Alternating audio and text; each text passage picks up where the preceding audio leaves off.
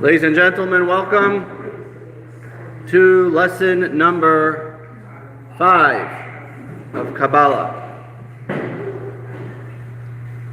By the time we get to the new year, you'll be all ready with Kabbalah. Actually, even before Hanukkah, you'll know all the Kabbalah. You know, by the way, Hanukkah is a very Kabbalistic holiday.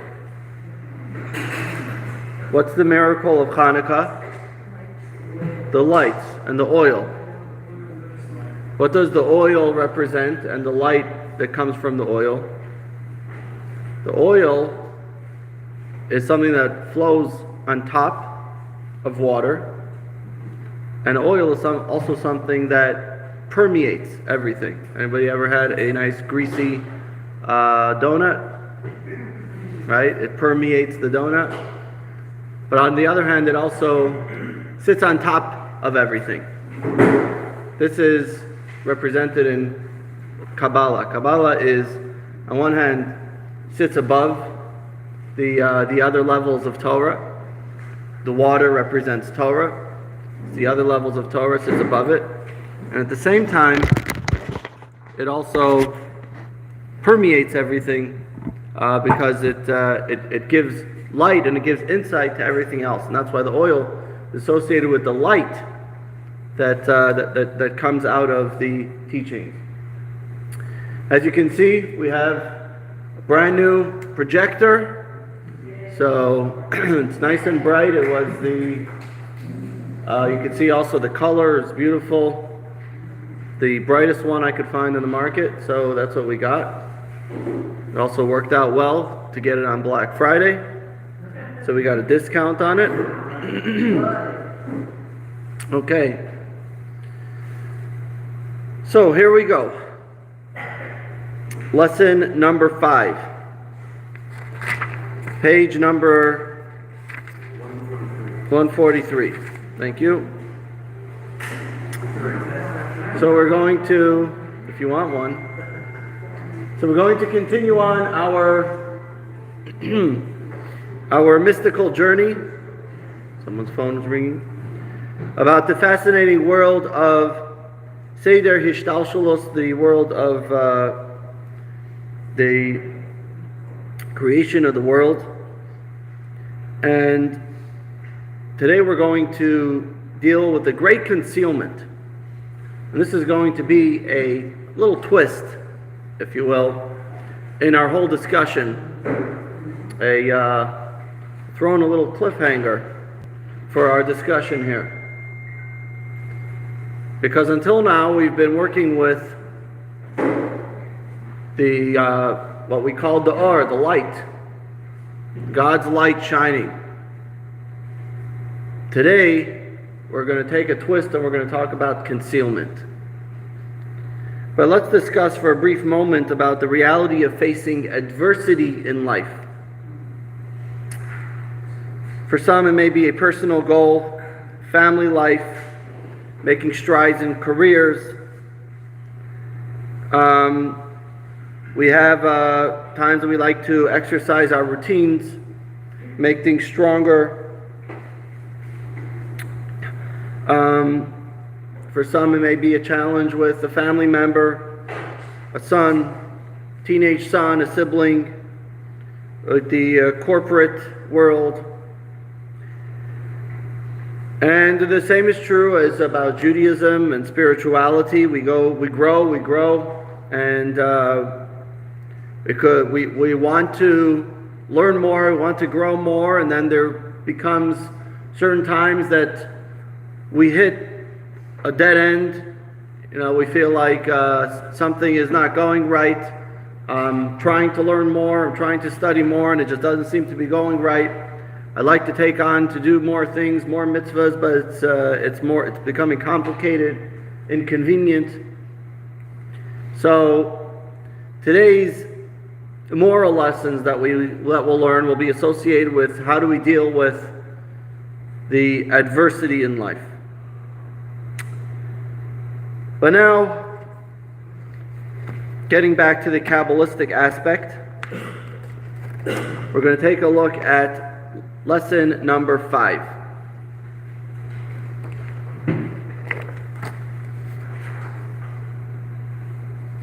Now,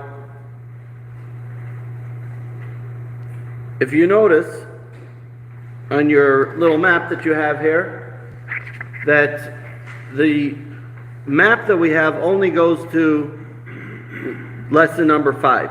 The order of devolution, Seder Hishtalshalut, the Or Ein Sof, the divine infinity, and the Tzimtzum Arisha, and the first concealment, is what we're going to be talking about. There's a reason why number 6 is not going to be is not on this chart, and that we're going to learn next week.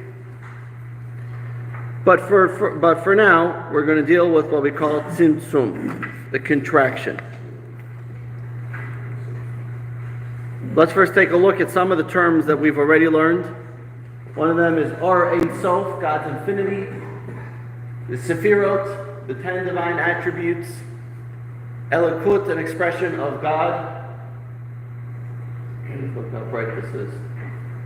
Biyah, the 3 spiritual words, Bria, Yitzira, and Asiya. And then all the way in the beginning, if anybody remembers this, all the way in the beginning we learned about Yeshut, existence with self-awareness and independence. You remember these terms? Okay? These were terms, some of them going back to lesson 1, some of them going back to lesson 2, etc. Then we talked about the shift, the down play role, if you will, the transition. So you had, question is, how did this shift happen? How do we get from the infinity, if you will, the Or Ein Sof, which we call the divine infinity, to this, to the 10 Sefirot? Because the 10 Sefirot, as we talked last week, are clearly contained. They're vessels. We talked about the Or and the Keli, the light and the vessels. They're being contained in those vessels. Infinity cannot be contained. If you're containing it in any way, then that's not infinity. So we're going to talk about the Kabbalistic version of the Big Bang Theory. Then you say, I thought we don't believe in the Big Bang. If scientists learned Kabbalah, then they would say that this is the Big Bang. Maybe some of them do study Kabbalah.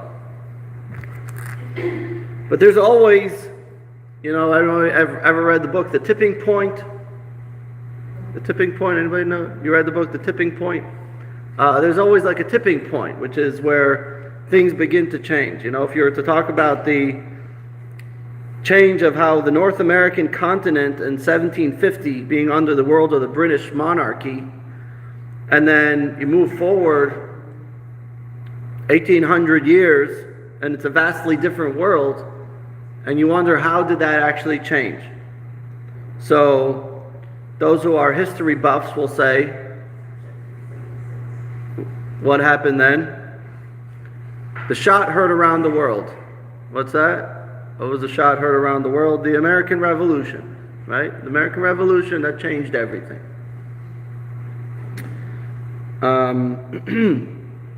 So the same thing over here. What is the big revolution within the Kabbalistic teachings of how the shift happened from the infinite light, from infinity, to this very limited world that we live in?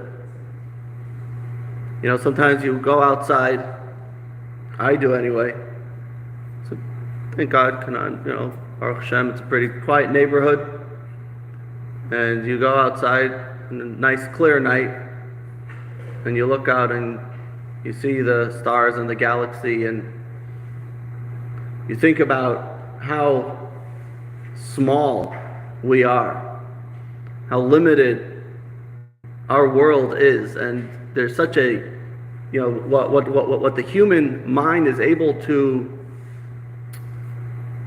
aspire to or to understand, even on the most basic level, is so limited. The vast, even just from a very physical standpoint, the vastness of the of even what we know is so limited. So then you talk about Ein Sof, infinity, and then coming down into such a limited way. How are you taking that? How are you bringing that about? And that is what we're going to be discussing today. So the discussion begins with the Kabbalistic teachings of the Kabbalist Rabbi Yitzchak Luria, known as the Arizal, as recorded by his student Rabbi Chaim Vital. I will also tell you, just for some fun, what we're going to discuss today is the most controversial part of Kabbalah. And for a number of reasons, there was a tremendous amount of controversy with this to understand exactly what this means. And of course, we're going to learn this according to the teachings of the Hasidic teachings. But let's take a look at text number 1. Page 143 is your first text. Before Atzilut was emanated, and before the creations were created, a simple divine light filled all of reality. It had no aspect of beginning or end. It is called Or Ein Sof, the infinite light. Ein Sof means without any end. When it arose in his will to create the worlds and emanate Atzilut, he contracted his infinite light, and an empty space emerged. He then projected downwards a single straight line from his circular light, devolving into an empty space. Within his empty space, he emanated, created, fashioned, and made all worlds. So this is a very heavy text. We'll have to break this down a little bit. We begin with the beginning. There really is no beginning, because no end, Ein Sof, no end, also means no beginning. So, but the beginning, as far as our discussion goes, is a simple divine light that filled all of reality. There was no aspect of beginning or end. It was a primordial reality that had one thing: infinity, God's infinity. And when you talk about an existence, a physical existence, by very definition, that is the opposite of infinity. So we need to get to what we call the Seder Hishtalshalut, the order of devolution from something that is infinite. And so, when we talk about infinity, we look at it as a circle. Why? Because what's a circle? There's no beginning and there's no end. This is the circle. And therefore, this is the symbol of infinity. Or some would call it pi. Right? Pi? You know what I'm talking about? Okay.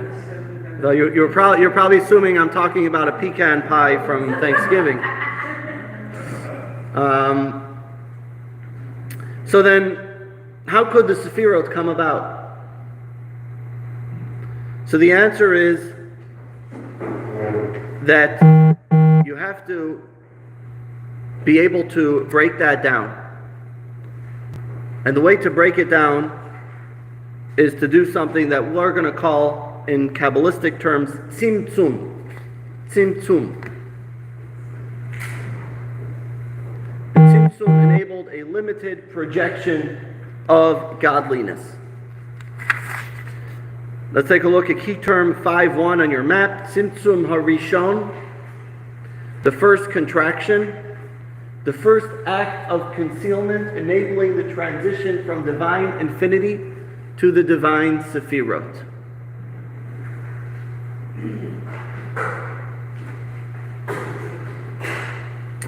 So this enabled this limited projection of godliness to bring it, and the way that it came about was you had to also have, we're going to bring in one more term before we explain everything here. 5.2 is the kav. Again, this is, by the way, also on your paper, the kav. God's manifestation of limited light from which the Sefirot arise.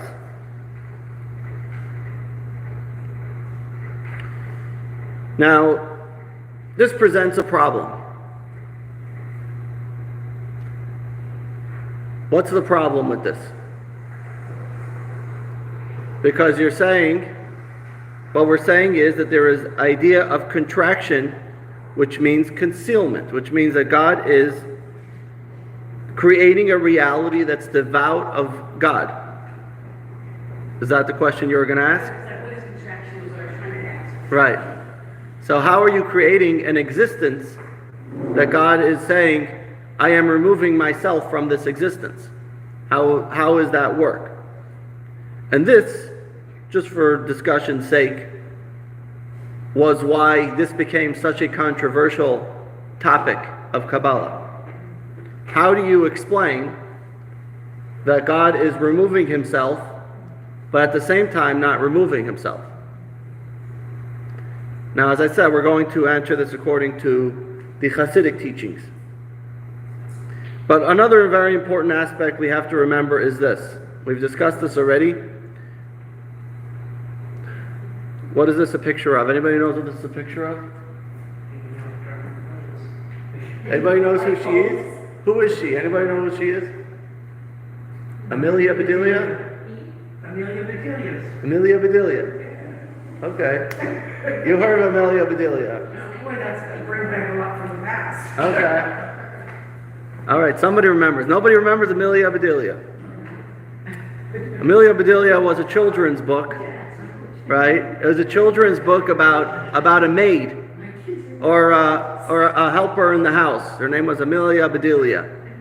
And she always got everything wrong because she took it literally. So this is a picture of the mother or the father of the house, whatever, telling her, can you please put the lights out? So she went and she put the lights out.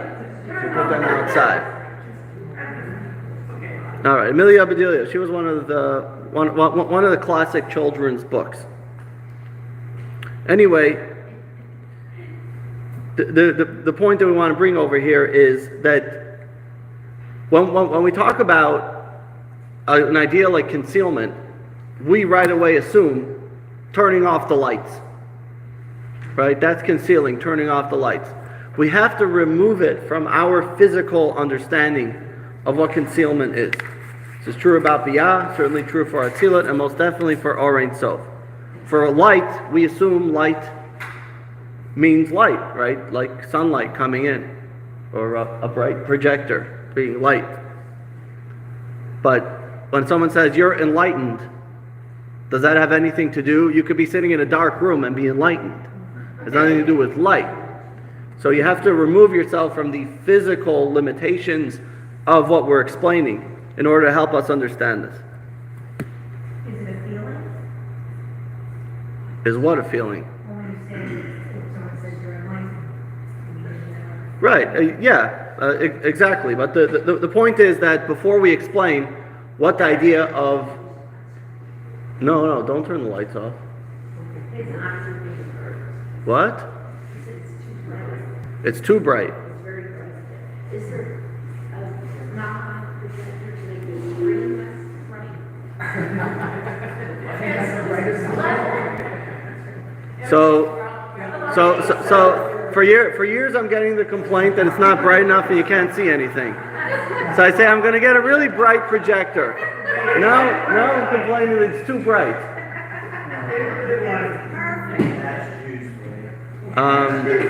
The point was to get a projector that I don't have to shut the lights every time you want to see the video. This is deliberately a projector that could be seen in daylight. It happens to be that today is a pretty muggy day, so it is a bit darker today, but you could open up the shade and that will actually diminish the light a little bit. Okay, text 2a. Text 2a, page 145. Those who wish to understand the tzimtzum in a literal manner will be led to belief that contradicts most of the fundamentals of our faith. First of all, we are explicitly taught, to whom do you compare God and what likeness can you arrange for him? If, however, you take the tzimtzum literally, you are indeed imposing an image on God an encompassing circle, an empty space, and a straight channel within that space. And this is where, as I said before, this tremendous controversy came about. Because there are those that explained that the tzimtzum that the Arizal was talking about was actually God concealing himself and God removing himself, so to speak, from the world. And as the teachings of Chabad Hasidus and the Alter Rebbe explained, which, by the way, this coming Saturday, Shabbat, is the day that he was released from prison, and one of the reasons he was arrested was actually because of people who disagreed with some of his views on the Hasidic teachings. But that was all cleared up, and that's why we're able to celebrate it till today.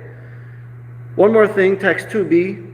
Additionally, Zohar states numerous times that there is no place where he is not from the highest of levels to the lowest of levels and in every direction. If you suggest that Tzimtzum is literal, you are insinuating that there is a place devout of him, for in this empty space only a narrow channel descended. So, what do we have to say from Tzimtzum? There's a divine light that filled all of reality, and that was revealed. And then God contracted it and concealed it. And then he projected a single straight line. Now, all that we know is what it is. I didn't really explain what exactly this means. So I'm going to explain this in a moment. But first, we want to put down, because this is a complicating idea, first we want to put down the basics so we understand what we're talking about. So Tzimtzum, let me go back for a second, each of these. The Tzimtzum is, we have to recognize there was a divine light that filled all of reality. Okay? That divine light was revealed. God contracted it. And what does it mean contracted? He concealed the light. And God projected a single straight line, which means he made a minor revelation. And this is very important to understand this before we talk about Tzimtzum at all. Because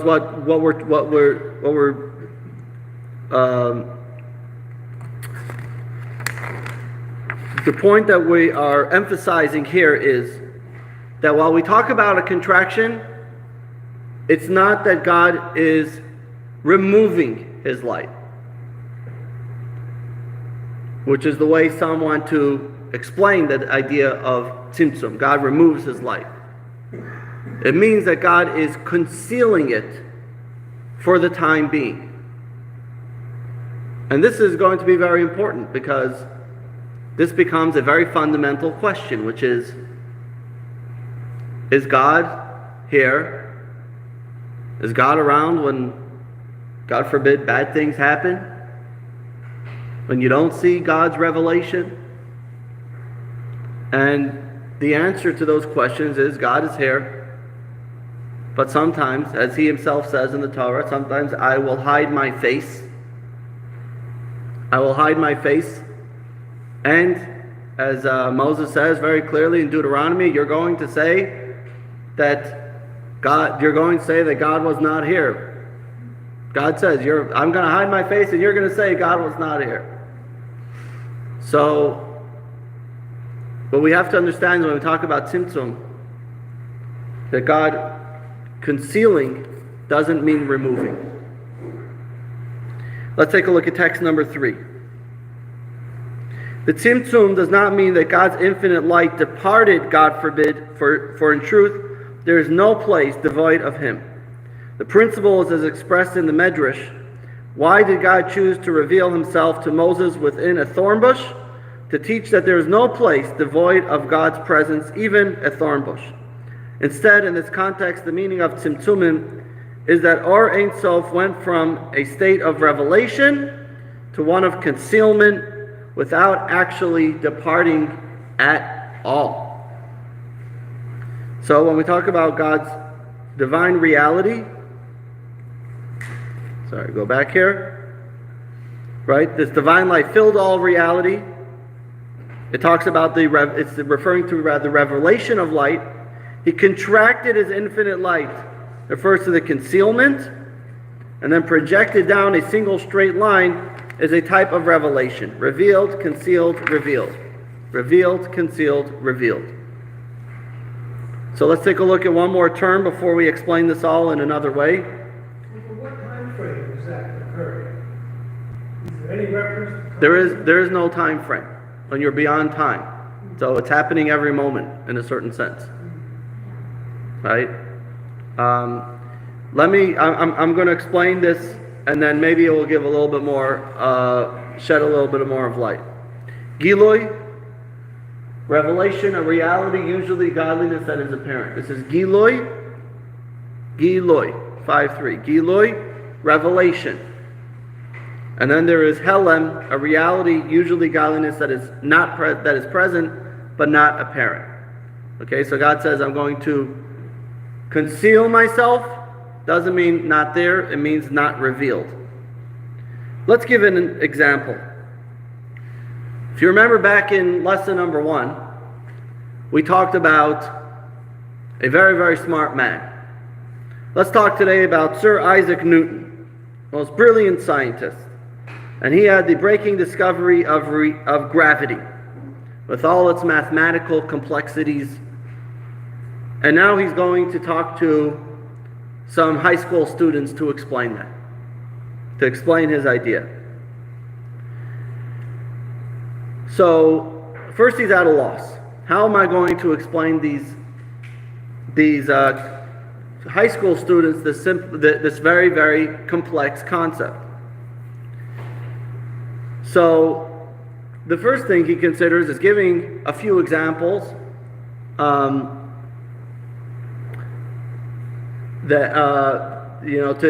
try and explain how it works. But he also doesn't want to lose the actual idea, because he wants to explain exactly how gravity works. So by just simply doing some science experiments, you may see how gravity works, but at the same time, you're also losing the complexity of the idea.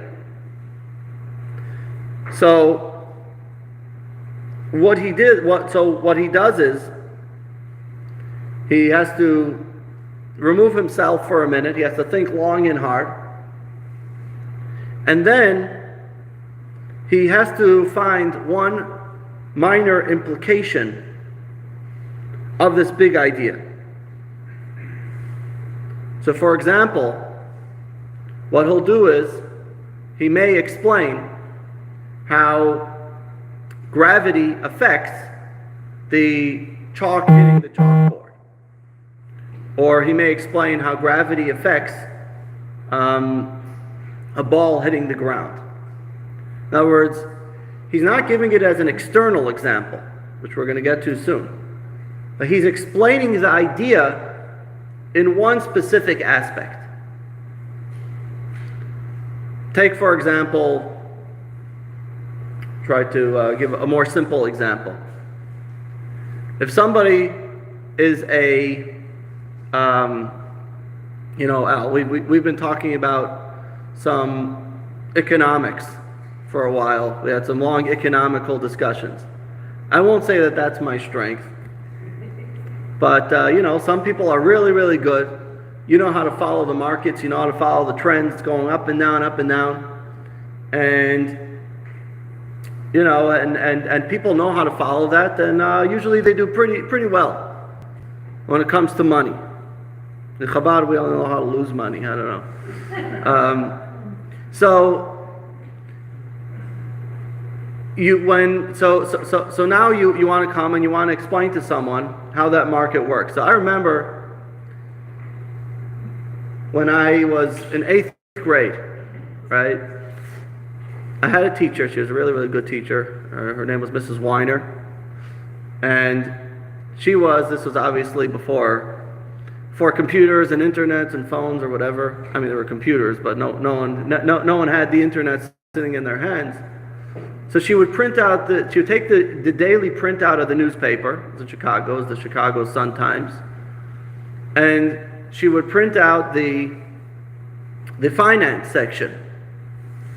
And she would tell us, each one of us, you have to take one stock. It wasn't Apple then, because it was not around.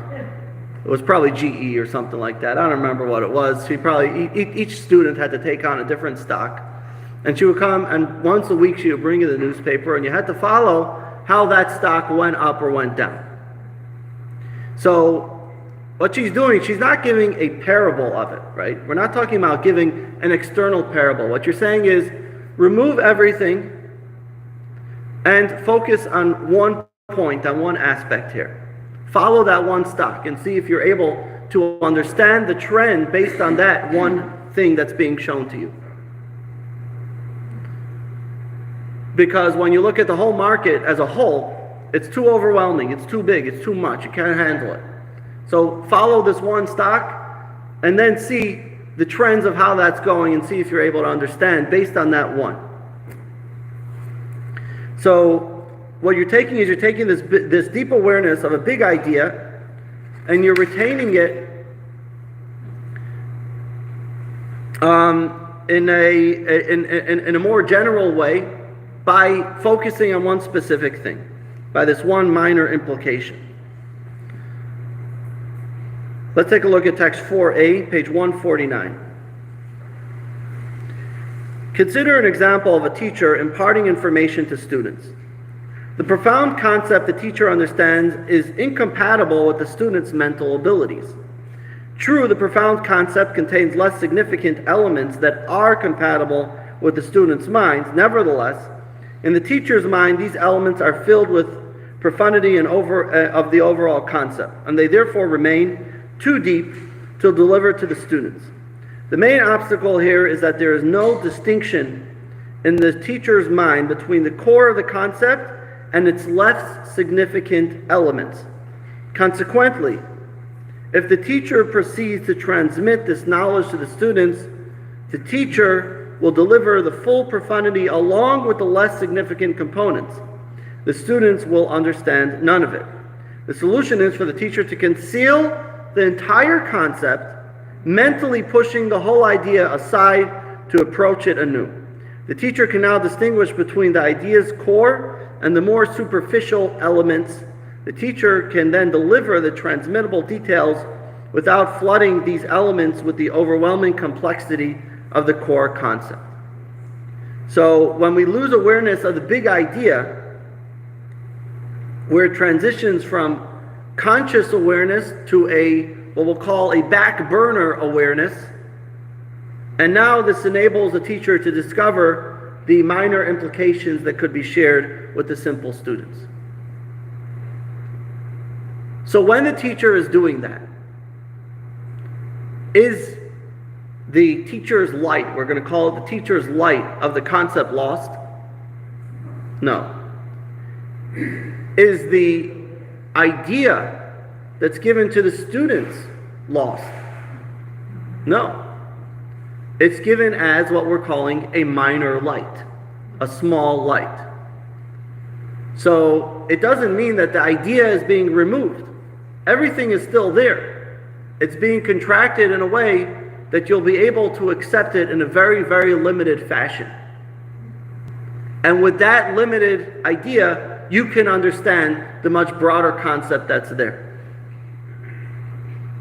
Am I making any sense? Okay. So, let's break this down. You have the parable. The genius has an abstract idea that's beyond ordinary students. The abstract idea has a minor implication that is relatable. The minor implication is part of the unattainable idea. The abstract idea is removed from the genius's consciousness of thinking. And the minor implications become discoverable and can be shared. So again, break this down. Number one, there is an abstract idea that's beyond the ordinary students. That's the problem. So what does he have to do? The abstract idea, by the way, I'm reading this, it's in your book as well, for those that can't see it on the board, page 151. The abstract idea has a minor implication that is relatable. So then the minor implication is still part of the unattainable idea. This is the key.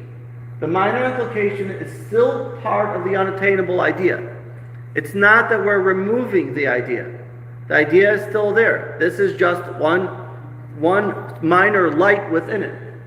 And the abstract idea is removed from the genius's consciousness of thinking. The minor implication becomes discoverable and can now be shared. Now, back into the Kabbalistic terms, you have the infinite light filled all of reality with no room for a finite expression. God's infinity includes the power to be finite. That has to be so. Why? Because if you say that something can only be infinite and not finite, then you're not infinite. Right? Say that again. If you say that something could only be infinite and not finite, then you're actually finite. Because you're saying that you could only be infinite and you can't be finite. Part of being infinite is the ability to be finite. Now I know why the computer guys are screaming at each other. Exactly. Yes, and by the way, our studies of this that we had in yeshiva for the Hasidic studies generally were at about 7 o'clock in the morning. And then was the first study, and the second one was usually somewhere about 7 to 9 at night. So for the rest of the day we studied Talmud, but the Hasidus was usually early in the morning or late at night. So anyway, the power of the finite is still part of the divine infinity. And then, okay, so remember, so God's infinite has to be finite. And the power to be finite is still part of divine infinity. And now what does God do? God concealed his infinite light and he projected his finite power into the space of concealment. So what's important to understand is, from this whole thing, that God did not remove his light. He concealed the light. And the second key is, he revealed a light that's not a new light. It's simply a small contracted version of God's infinite light. Let's take a look at text 4b.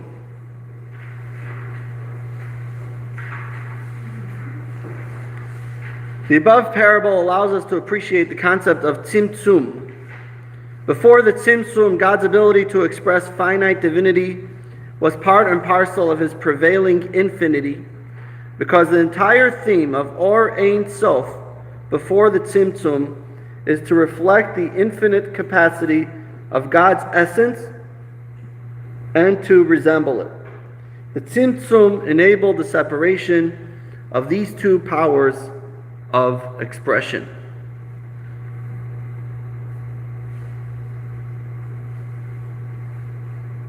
So you had the divine Ein Sof before the Tzimtzum, and then the Tzimtzum enabled the separation of these two powers of expression to come about. So when we talk about the space, the empty space that emerged, it's allowed for what we're calling a kav, which is one of the terms you read, a kav, a single straight line, which is a revelation of God's finite power. A kav, a line, unlike a circle, has a beginning and an end. And so therefore it symbolizes the circle, which symbolizes infinity. The line symbolizes finite. So it doesn't necessarily mean an actual line. It means a representation of something that is limited, something that has a beginning and an end. And by concealing his circle, God's pre-existing potential to be finite can now begin devolving into this empty space. And this is what we would call the Seder Hishtalshalut. It could only happen when God first conceals the Ein Sof, the infinite, allowing for a finite space to come about. We can now appreciate the drastic nature of tzimtzum. You're slipping away from revealing to concealing. You have to conceal in order to reveal to another place, to a more limited, finite way. But now we also understand that tzimtzum is not a removal. And this is also a very important aspect to the discussion. Tzimtzum, some translate it to mean God removed his light, which is how some explained this Kabbalistic idea. But therefore, Hasidus came to clarify, God did not remove his light. God simply concealed it, but allowed a revelation that is part of God's light to be revealed, albeit in a very limited and finite manner. So the teacher is concealing the big idea. But that doesn't mean that the teacher is being removed from it. It doesn't mean that the teacher is now walking out of the room. The teacher is there in his fullest. And what the teacher is telling the students is still the vast idea, just in a very limited fashion. And this is very important to understand this. Tzimtzum does not mean removal. Tzimtzum means concealment. God is concealing the vast energy, the infinite light, and limiting it in a very specific way, which is why we call it a kav, a line. Now, you asked before, which is actually a very, very important question. You asked when did this happen? And just to understand, if you say, when does it happen that I am expressing myself? It happens all the time. Even us as a limited person. When I'm revealing myself in a certain way, when I'm expressing myself, when I'm doing something that's expressive, even making a hand gesture, speaking, looking, doing something that's very limited, does that mean that at that moment I am not me? I'm still my fullest. I'm just being expressive in a very specific, limited way. So God constantly is having this going on, if you will, within the world that we live in. And this is something that we wake up to every day. And we're soon going to talk about at the end of the lesson.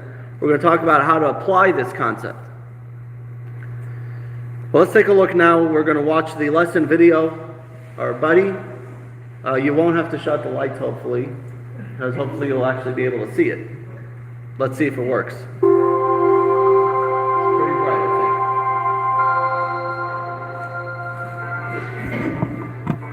Welcome to our 5th video on the world of Kabbalah. Turn it a little louder. Through the mystical layers of a Kabbalistic system.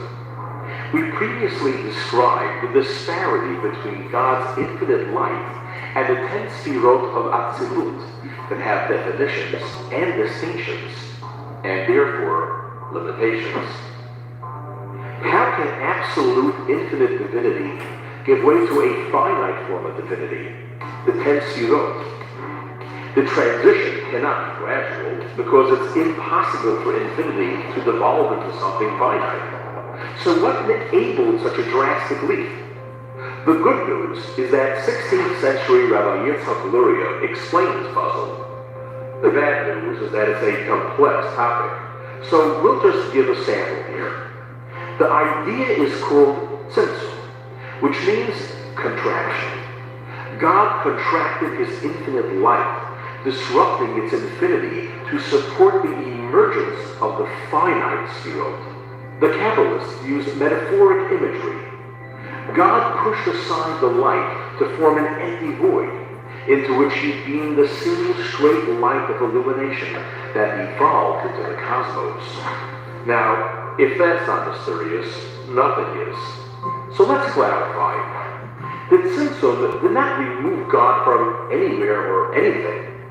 So what did it achieve? Well, if you recall, in an earlier video, we described a scientist struggling to share an abstract, complex theory with teenage minds. He's forced to pause and rethink his presentation. After identifying a relatable detail within the theory, he shares just that detail with the students, who are blown away at the genius of it. It took the scientist time and effort to identify the detail. Why is that? Because the detail was lost in the forest of a complex theory. It didn't have its own identity. So how did he identify it? He stopped focusing on the theory. The idea remained in his mind, but he decreased the intensity of his focus, which created the mental space to hone in on a minor detail. That's the Tzimtzum. Nothing is impossible for God. He has both the ability to be infinite and to be finite. The difference is that his infinity is naturally revealed. That's the infinite light. While his ability to be finite is lost in the background, like the scientific detail overlooked in the context of a complex theory. Just as the scientist reduced his focus on the entire theory to allow a detail to become visible, so did God reduce the focus on his infinite power to allow his finite power to operate. So when the Kabbalists say that God made an empty space for creation, it's not actual space, and it's not actually empty. It's a shift between two layers of divine focus. And when they talk of a single straight line, they mean God's ability to be finite, which is what allowed the ten sefirot, finite forms of divinity, to emerge. How is that relevant to us? We exist thanks to the process of Tzimtzum. But the Tzimtzum is not a true withdrawal, just a concealment of focus. So even when we feel that God is withdrawn from our world, it pays to remember that we remain within God's infinite light, although it's concealed from our perception. Knowing that makes it easier to personally relate to God. And the fact that God initiated this drastic step of Tzimtzum to make space for our existence should inspire us to create space for his presence in our lives. After all, it's just a matter of focus.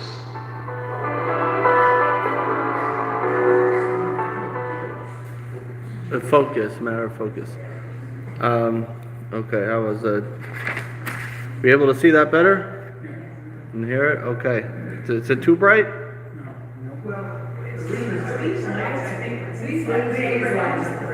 room is very bright, and there's an awful humming that's very annoying. It's coming from the fluorescent ballast.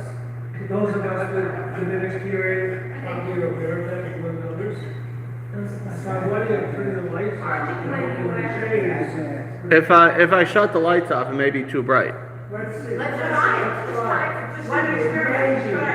It's concealed. No. All right, we're off. Conceal the light. That's much easier. That's easier. It's much easier, right? Okay. Turn it back on.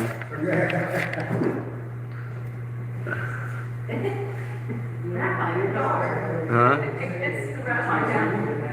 We should sit here back here. Oh, there you are. What?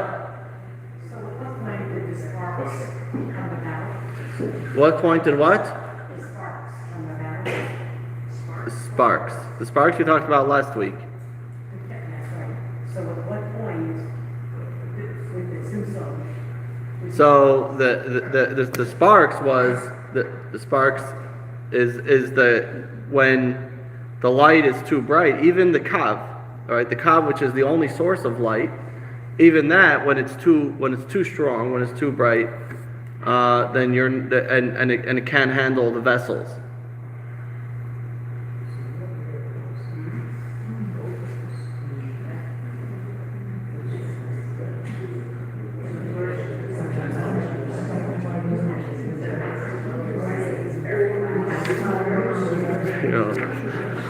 Okay, let's continue on. We didn't finish the class yet.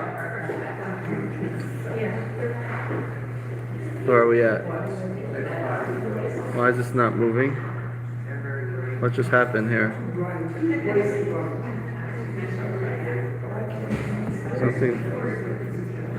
Something just froze here.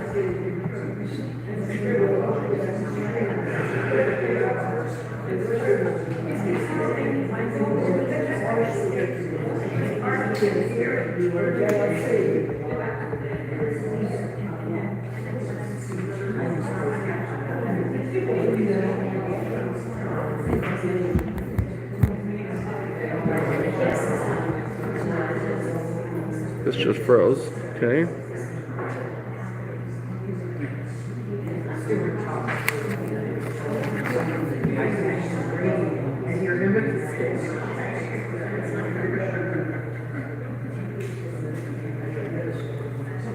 Sorry about that. Okay. All right. Shh. Let's continue on.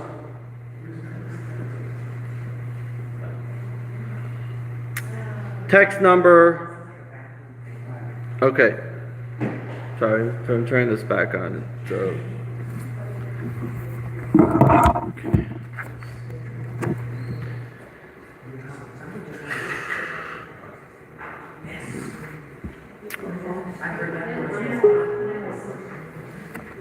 Second.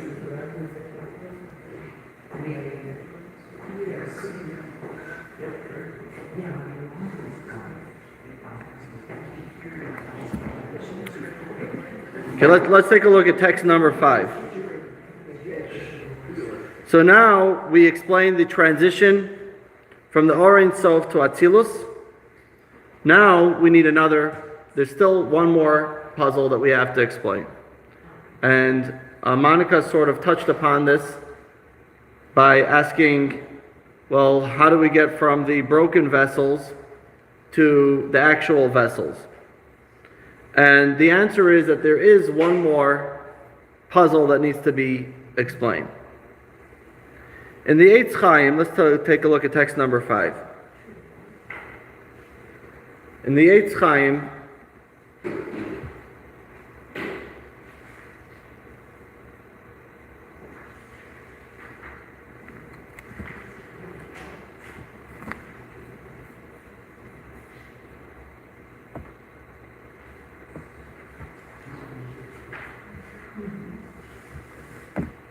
okay, so back up. In the Eitz Chaim, Reb Chaim Vital discusses a dividing curtain between Atzilut and Bria. This curtain is a concealing garment that enables the creation of entities with a sense of independence. It is comparable to a physical screen that conceals light. Although some light succeeds in piercing the barrier, that light is merely a secondary product of the original light. Other sources explain further that this parsa, curtain, is akin to a parable's words, which entirely conceal the profound message of the analog. For example, consider the parable cited by King Solomon. He vested supernal secrets in mundane ideas that hide the mystical truths. One who reads this parable gains a mere glimmer that is comparable to the core supernal secrets. So let's explain what we just read. We have to understand how this shift took place. How are we going from Atzilut, the 10 Sefirot, to being a very, very limited fashion? Because even though we're saying that there is God's infinite light, so even though it is still somewhat of a finite version, but it still is an infinite light, how are we able to bring that down to a very, very physical being like we have in this world? How do you could you contract that to the sense of completely concealing it to making it almost that you don't see God's presence at all? And the answer, what we're going to call here, is a parsa. This is a Kabbalistic term, a parsa. A parsa simply means a curtain. The curtain is, you see this as well in your words that we're learning today, 5:5. The concealment after the world of Atzilut that enables a sense of independence within the lower worlds of Bria, Yetzira, and Asiya. Now, when we think about this as a physical barrier, where the light is being altered, or where the light is being altered. What we just went through here was a great example of this. So when we think about a physical barrier, there are times when you have a light that is too bright, that we're not able to take in that light because of how strong and how powerful that light is. So you have to make a parsa. A parsa literally means a curtain. And when you have that curtain, you can actually take that light and redesign or recolor that light. It doesn't mean that the light changes, but it means the way we're seeing it could be in a completely different way. And for this, there is another example that we're going to give, as we just read here, which is a parable. A parable is very different than what we explained before. What we explained before was that we are limiting the light to a very specific form or fashion. A parable says, I'm going to completely conceal the light into a redefined way. It's not going to change what it is, but you're going to see it in a new fashion and a new version. And the example, as we just read here, was from King Solomon. King Solomon, we read, he vested supernal secrets in mundane ideas that hide the mystical truths. If anybody ever read some of the books from King Solomon, one of the most famous ones is what? The Song of Songs, Shir HaShirim, right? Song of Songs. Anybody ever read Song of Songs, the biblical book Song of Songs? Those who did, no. It sounds like a love story. Okay, it's the original Romeo and Juliet. And when you read it on its surface, that's what it looks like. And you're looking at this, to the extent, some of the sages of the time said we can't even include this in the Tanakh. How can we include this in as part of the Torah teachings? So there's a love story between a man and his wife, but King Solomon is trying to convey something in his incredible wisdom. Understanding perhaps that maybe not everyone could accept Torah on its surface. Maybe for some it may be too complex, maybe it may be uninteresting. So what did he have? He put a romantic conversation between a man and his wife, and the love between two individuals. And what was his point to this? He wanted to bring out the connection between God and his people. God and the Jewish people. God referring to the man, and the Jewish people referring to the wife. So this love, beauty, longing, even jealousy, everything that goes along with it is just a metaphor for our relationship with God. And he was really playing out very lofty ideas, but was draping it with a curtain of a completely different face, putting a love story to this relationship between man and God. And so these curtain-like parables that we have is how ultimately we get the specifics of God's concealment coming about into these different realities of what we call the Sephirot. Creativity, comprehension, personalization, kindness, discipline, harmonization. These are all the 10 Sefirot. How do you bring that about? We are making a parsa, or making a curtain that is limiting, not in the sense of removing, but putting a curtain on what God's true essence really is. So we're saying that God is kind. That really is an emanation of a divine kindness, but being able to understand it in a very specific way. Discipline is putting a face, if you will, to a specific concept in a very specific way. Even when you talk about God's hand, we talk in the Torah, no, God's hand is referring to God's aspect of gevura, God's aspect of strength or discipline. Or Einei Hashem, the eyes of God. Each one is a reflection of a different concept of God's association with the physical world. So when you want to know how do you go from even when you talk about concealment, but it's still a spiritual divine light, you still need that second concealment, which is called the parsa, the curtain, which redefines what that light is. It doesn't change it, it's redefining it in a way that we could accept it. Like when you're putting a blue curtain, that light will look blue. When you're putting a red curtain, the light will look red. Is the light actually red? No. Is it actually blue? No.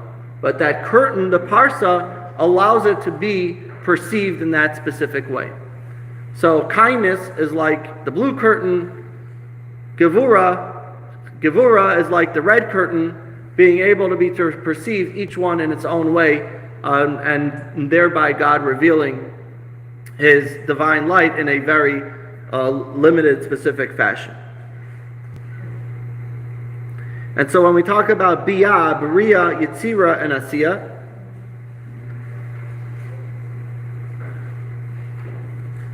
God is bringing this about in each one in a specific way. Beriah is directed more towards divine use because it's a little bit more of a spiritual world. And eventually that devolves all the way until Asiyah, the world of action, and then the physical world that we have. Yeah. So in Simpson, when you have that light coming down, it goes through the curtain and it's no longer going to be clear understanding of a narrow aspect that God wants to show. It comes in blurred and we get a smattering of an understanding of what that light coming through is. Which is why when you walk outside, you don't see God clearly being revealed. God is being concealed in this world. And nevertheless, what do you find? You know, the greatest scientists who are the biggest atheists are actually, as they're discovering science, they're discovering God more and more. Why? Because you can find God's revelation in a single blade of grass. If you truly discover it in incredible ways, and the more you're looking for, you see, wow, look at this incredible divine reality. And they themselves have to admit it. They even call it the God particle, right?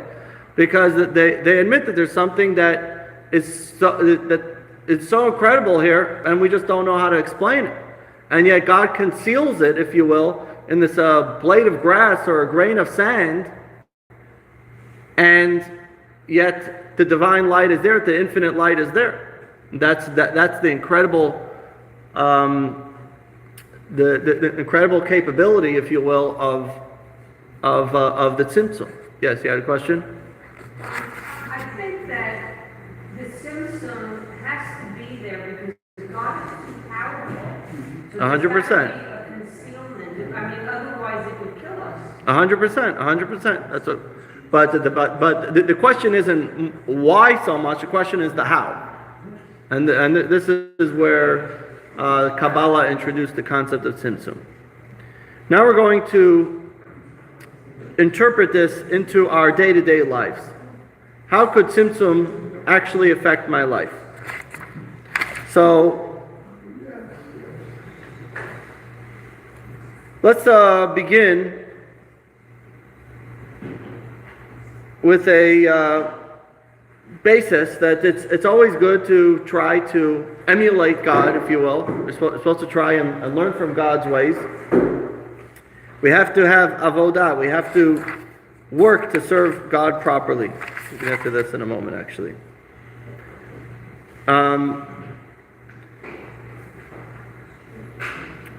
Now, the reality, as us being self-absorbed humans, so we always feel that we are taking up too much space. Let's take a look at text 6a. Those who are self-obsessed and narcissistic become engrossed in their desires and wishes and completely forget about God. Similarly, their self-obsession precludes loving others. Their self-love generates divisiveness because it doesn't allow them to tolerate others. They think that whatever someone else says or does is directed against them. There was an incident that well illustrates this point. A fellow who happened to be a tremendous scholar and well-versed in Torah once had a private audience, Yechidus, with my great-grandfather, Rabbi Menachem Mendel of Lubavitch. Rebbe, he complained, the others are stepping all over me in the study hall. They do not appreciate what I have to say, they do not behave properly towards me, and they do almost the exact opposite of my opinion. What's the response? The Holy Rebbe replied, your ego expands throughout the entire study hall. Wherever anyone steps is bound to be on you. The expression in Yiddish is a lot better. You have to understand Yiddish. But the point is that he says, he's complaining. Everyone's stepping on me. So the answer is, don't be everywhere and not everyone's going to step on you. That's basically what he's saying. And what's the idea? We often get offended because a lot of it has to do with the fact that we choose to be overly present. We want to radiate our opinions. We want to be the one that's giving the ideas. Everyone has to accept what I think. When I'm going into the meeting, it has to be my idea that's the right one. With there's colleagues who want to try and get his friends to accept his ideas, a manager who's a micromanager, a family member who's constantly imposing their ideas. And so what is the previous Rebbe saying? He's saying we have to get over ourselves a little bit. Don't be too absorbed with yourself. And we all have it to a certain extent. It's not only certain corrupt people, but everyone has this to a certain extent. Text 6b. You will notice that the above story mentions that the individual felt like people were stepping all over him in the study hall. This is a highly instructive detail because a hall designated for Torah study is considered a miniature holy temple. Divinity is more acutely present and perceptible in a place filled with Torah study, similar to the presence of divinity within the holy temple. Despite that, this individual succeeded in maintaining a bloated ego even in this holy place. This detail of the story was included to underscore that knowledge alone without working on self-refinement is woefully insufficient. So much so that one's ego will infiltrate even a miniature sanctuary. This proved the indispensability of avodah, the internal work of character refinement. It's like the rabbi goes up to the ark and starts praying and says, God, I'm nothing. God, I can't even walk before you. I'm nothing by you. And then the chazan goes up and says, God, I'm a nothing. I'm given over completely to you. I'm nothing before you. And the president looks and says, look who thinks they're a nothing. So, this idea of us being a little bit too excited about ourselves. And for this we need to do what's called avodah. Avodah means toil. Working to enhance one's character, to become more aware of God, often facilitated by immersive prayer. We have to pray, we have to work on ourselves to become a more refined person. And this is something that we have to work on, and it doesn't happen overnight. We are born naturally self-absorbed, as we talked about already in the past. And we have to work on allowing ourselves to get rid of our ego a little bit. So, the avodah to tame the ego, we're going to call this taming ego, is about a tzimtzum-like attitude and behavior. Tzimtzum means to let go of our self-absorption. Let go of our egocentric thinking. And the things that are most important to us,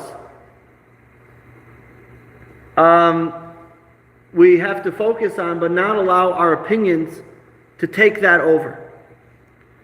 And we have to provide space for those around us to thrive. And then in that case we'll have a happier family, work environment, and community. And by the way, this is also true that we have to make a space for God as well. Not only making space for other people, which is also important. We have to make space for God. We have to tell ourselves, yes, I have a very busy schedule. I have to remove myself a little bit and say, here's a moment that I could study a little bit more. Here's a moment that I could pray. I want to take a moment each day to do a mitzvah. Start my day with a prayer. And that's also important. That's part of the tzimtzum within me, removing myself from the equation a little bit and accepting the fact that there is a greater power that is giving me the blessing. I am not completely controlling myself. So number one, part of taming our ego is finding when we find ourselves taking up too much available space. So we have to have a self-imposed tzimtzum in order to become a better person, and that provides space for others around us, and also to allow God into our lives. Let's take a look at text 7. Reciprocation is a natural response, reciprocity. God set aside, figuratively speaking, His great finite life and concealed it.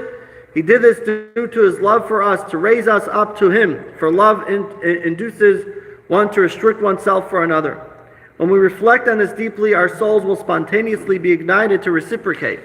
We feel motivated to forsake everything in order to cleave to Him. So working on ourselves means to get over ourselves a little bit. That's what tzimtzum, a personal tzimtzum, means. Get over yourself a little bit and make space for others. Yes, you have something to share. Yes, you have something that's important. Yes, you have something that's significant. Okay, give a little bit, but you also have to take a little bit as well. Make that space of where others can be part of your life. And this is true about you. Between man and man, it's true about man and God. And just like God Himself says, I am making space to create other beings, other creations. I'm removing myself. I'm concealing myself in order to allow others to exist. We also have to conceal ourselves and allow others to exist in our lives. So this is the first lesson that we could take out of tzimtzum. And then there is another lesson that we have to take from here. And this is very relevant today, especially. It's a very challenging time for us as a people, for our Holy Land, and especially Jewish people throughout the world. And it's a time when there seems to be a concealment, but we also have to understand that tzimtzum means that God is concealing His light, but doesn't mean that He's removing it. And it wasn't a concealment for the sake of concealment but the purpose is to allow a revelation, a shining light, a kav, what we call a kav, to come through in a limited manifestation. And the goal of concealment is actually revelation. And this trickles down in Seder Hishtalshalim. First comes darkness, and then that is followed by light. We know this in the Jewish calendar. When does the Jewish day start according to the Jewish calendar? Sundown. We're all counting down Shabbat. Now Shabbat is an hour earlier, Shabbat is an hour later. So nowadays it's pretty early because sundown is earlier. You have the concealment for the sake of revelation. And the earth was dark, and God said, "Let there be light." It begins with darkness, and then there's light. Same thing the way our day starts, begins in the evening, and then you have the daytime. One second, let me finish this. And so this is going back to the original source. That the darkness of night is rooted in Tzimtzum. And the light of day is the kav that manifests God's limited capabilities. But the Tzimtzum tells us that yes, there is concealment. Yes, not always is everything so open and so revealed. But within that gives us an incredible power to light, an incredible power to shine. Let's take a look at text 8a. What was your question? It just dawned on me the other day that we could start counting our hours of our day at midday, at noon, instead of at midnight.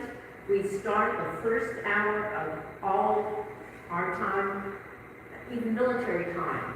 It starts at midnight, not noon, midday, where the sun is bright. Okay, I'm talking about halachic term in Jewish law. Okay, text 8a. There is evening and there was morning, one day. The verse informs us that there is no day without a night that precedes it.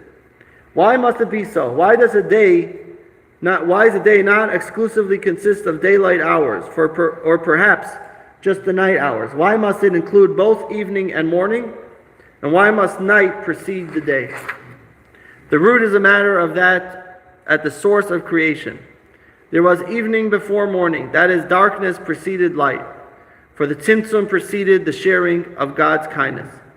This darkness-light combination extends to all of the worlds, including our world, where night precedes day. Text 8b, this is the human struggle as well, and how to remain resilient in faces of life's challenges and obstacles. We observe the same pattern reflected in the affairs of a world whereby individuals do not achieve growth in wealth, leadership, building a family, study, or any other accomplishment without first experiencing humiliation, pain, loss, and the like. For example, individuals engaged in study will not arrive at a complete understanding of the subject without much toil and stress. Feeling distant from understanding and tempted to despair from mastering the subject. Indeed, the Talmud states, one does not understand statements of Torah without first being mistaken. We observe the same in earning a livelihood, whereby we succeed only after putting forth great effort and enduring much pain. Even feeling despair, only afterwards do we find the profit and great blessing. This is why. This is the way that God's blessings flow in the upper worlds and travel down to the lowest realm. There is no light without the darkness that precedes it, as it is stated, according to the pain is the reward. So the moments of darkness in life is actually part of how we grow and we become stronger. If somebody says that they have not challenged themselves at all, then you know you haven't worked hard. And nobody becomes wealthy by just, well, I can't say nobody, but generally people don't become wealthy by just opening one business and everything works out. Usually you got to go through, you got to work on it. And I think Steve Jobs was once interviewed. I think he said that no, it wasn't Steve Jobs. It was Amazon. What's his name? Bezos. I think he said he opened up like a few dozen companies before he started Amazon, and finally Amazon worked. So these things, you have to get first to what we call the darkness in order to get to the light.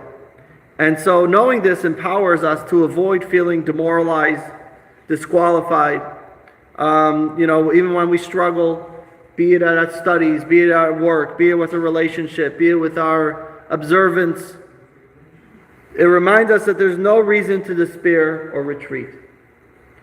We have to always understand that if there's a challenge in life, if there's a challenge that's being put before us, that is only there to help us grow and to bring about a greater light that comes afterwards.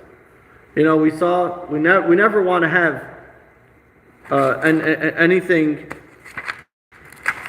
anything bad happen, but we do see from what happened in recent events how we as a people have become so much stronger.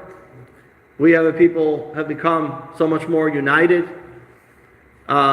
People are coming forth in ways that they never have in the past. So while we don't ask for tragedies to strike, but the darkness does bring about a light in many ways. And this is also true, by the way, that God allows for tshuva, God allows for repentance, and sometimes the strongest and greatest people are the ones who have gone through certain challenges in life to be able to overcome those issues that they struggle with, be it addictions, be it mental challenges or things like that, pain, trauma. We as a Jewish people, we began first by going into slavery in Egypt. And there was a reason for that. That was part of the process of us becoming a nation. The extreme suffering was a precursor to something extraordinary. Now, it doesn't mean that we ask for suffering, God forbid. Moses complained to God and said, "Why are you making the people suffer?" Moses himself complained. And you could say, I'm sure you could find another way. But to recognize that there is the darkness that allows for the light to shine afterwards. And there's a concept called post-traumatic growth. Post-traumatic growth is people who have had certain traumas, and this is actually a recognized phenomenon by psychologists today, for bringing about positive psychological changes, where someone who had trauma could actually grow in certain tremendous ways. For example, someone who, God forbid, survived a terrible illness may have a greater appreciation for life afterwards. Or someone who experienced a natural disaster or another traumatic event. It changes their life. They become different. Someone who has a near-death experience or something like that. So the absence of struggle confirms a greater potential for growth. Post-traumatic growth, here you are. Adversity often leads to the renewed sense of purpose. This man, Rabbi Yosef Yitzchak Schneerson, who is my namesake, I'm named after him, he was the previous Chabad Rebbe. And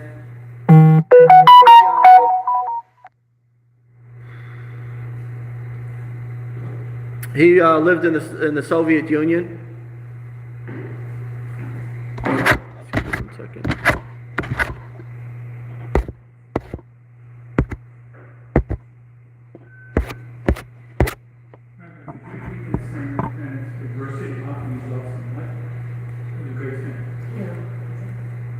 Wait, one second. This one? Yeah. Adversity often leads.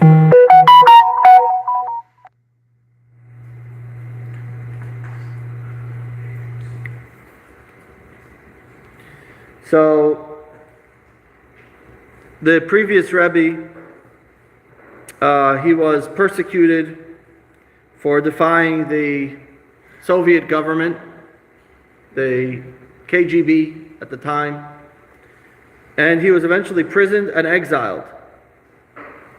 And they didn't treat him better because he was a rabbi. Maybe, perhaps the opposite. What was his crime? His crime was that he had a network of underground schools, mikvahs, synagogues that was considered counter-revolutionary to the KGB government. And anybody that had a different view of life, and especially a Jewish view, was considered enemy number one. And so he had a full network. He said, I'm not giving up. And he said, no matter what it takes. And eventually he was arrested. He was put in a Soviet prison. And by the way, many of his Hasidim were as well. He made a pact with a number of Hasidim that no matter what it takes, they're going to go till the end, they're going to fight till the end.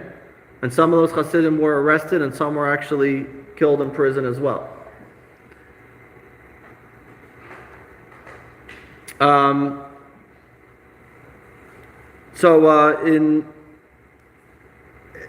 This was in the spring of 1927. Eventually, he was released, and the deal was that he has to leave the country, and he was basically expelled from Russia. First, he was going to go to whatever. We're not going through the whole story, but anyway, so he ended up living in Riga for a little while until eventually he ended up immigrating to the United States. So when he was living in Riga, someone asked him about his experience, and he said this. It's in your text as well. If someone offered me to sell me a single moment of additional suffering for $1 billion, I would not buy.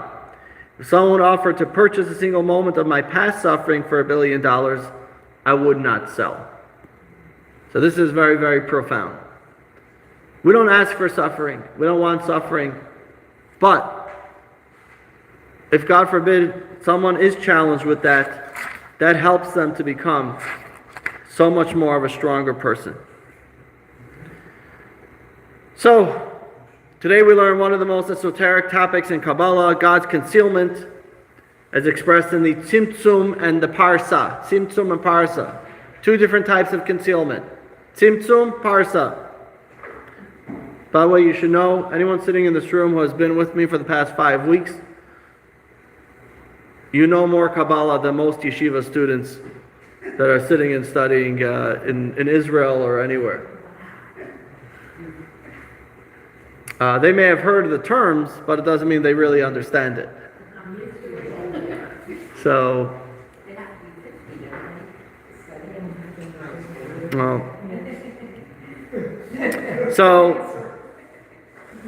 it's actually 40, but we're getting there. Are you 40 yet?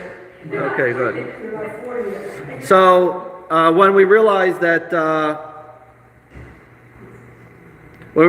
God is within us, and God is part of our life, and even though sometimes He seems to be concealed, but He's very much there, and Tzimtzum is not literal, but everything that happens in our life, God is part of it, and we have to try to reciprocate as well, and to allow ourselves to open up to God's reality too. And we're sometimes tempted to think that Tzimtzum is the reality, is what it actually is, but to know that God's presence is there every single day and is very much part of our life. And you may not always see it clearly or openly, but this is part of the truth of our very identity, that God is part of who we are. And rather than using the darkness to push away and say, where is God?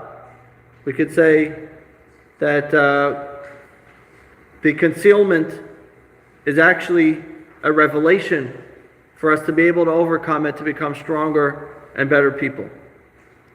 And the ultimate realization of this helps us to grow in everything within our life. The final lesson next week, we're going to talk about the ultimate purpose of creation. You do have some additional readings here, which you're welcome to read on your own. And now we're going to see the key Lesson points. 5. The Great Concealment. 1. The human tendency for self-absorption leads one to deny others the space to express themselves. It is essential to utilize the power of personal tzimtzum to not needlessly impose ourselves upon the rightful domain of others. This is primarily accomplished through avodah, the work of enhancing one's character. 2. Pondering the extent to which God exercised tzimtzum out of his love for us can inspire us to intentionally create space for God in our daily lives. 3.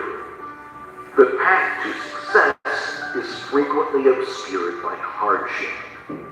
To achieve our aspirations, it is essential to realize that the drawbacks are steps toward success.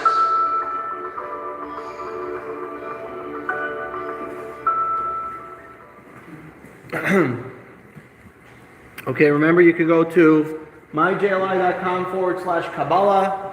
You can see these slides, you can see more videos, more lessons. I will, God willing, post my lessons as well online. Yes.